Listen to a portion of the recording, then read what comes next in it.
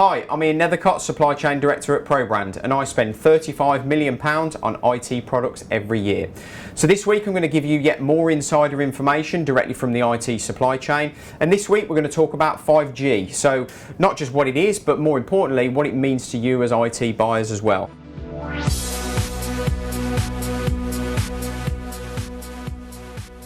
So what is it? Well, 5G stands for fifth generation mobile broadband. It's going to enable you to send and receive huge amounts of data. Some say up to 100 times faster than you can now, up to about 10 gigabits per second.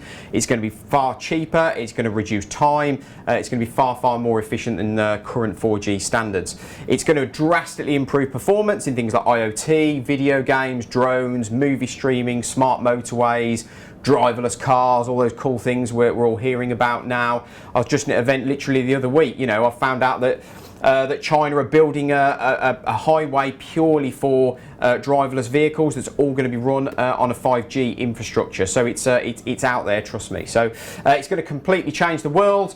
I've seen in the trade press recently as well, there's now a 5G smart hotel, there's a 5G TV that's coming out, it's going to impact artificial intelligence, holographic technology, some really cool stuff that's going on in the world of 5G. It's going to give you also a far bigger bandwidth than 4G as well. So we've all had the experience of where you're sitting in a football stadium and you've got 80,000 people all trying to connect to the same network and you can't get on, even though your mobile's telling you should be able to get 4G.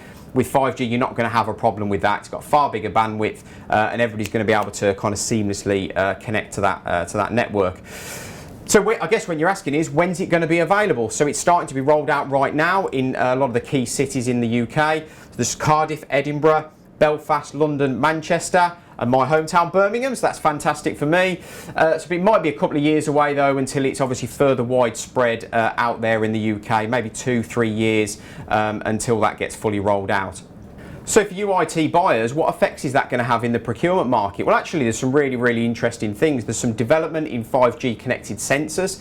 That means from a supply chain and logistics point of view, you can attach those 5G labeled sensors into your goods that you're transporting around the world and across the country.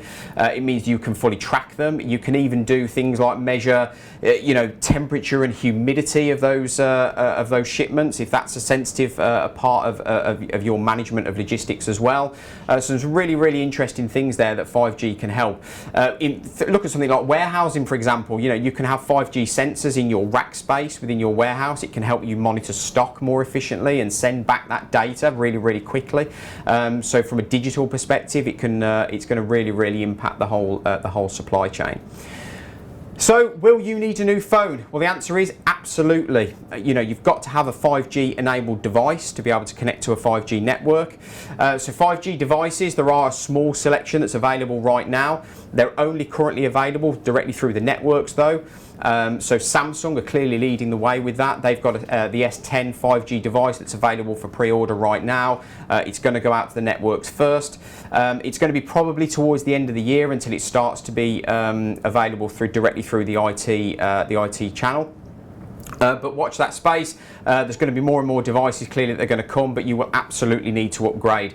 So if you're thinking about going through that kind of refresh process of your smartphone devices, and 5G is going to be really important to your business, you might want to start to think now about should you be considering 5G devices, and make sure you're buying at the right time. No doubt you're probably going to pay a little bit of a premium, but if the technology is important to you, then now's the time to start to really think about that. So the other final tip I'd probably say as well is think about your old devices, think about recycling them. So there's certainly trading deals that you can do. You can get kind of cashbacks against your existing devices. They're probably worth something. There's a big market in disposal, and that also ticks a box from a value perspective, conforming to WEEE directives and things like that in recycling your electronic devices. So don't forget about that as well. So but that's it. Thanks for watching, guys. Please like, share and subscribe for more insider information. Send any questions to askian@probrand.co.uk. But until next time, stay connected, guys.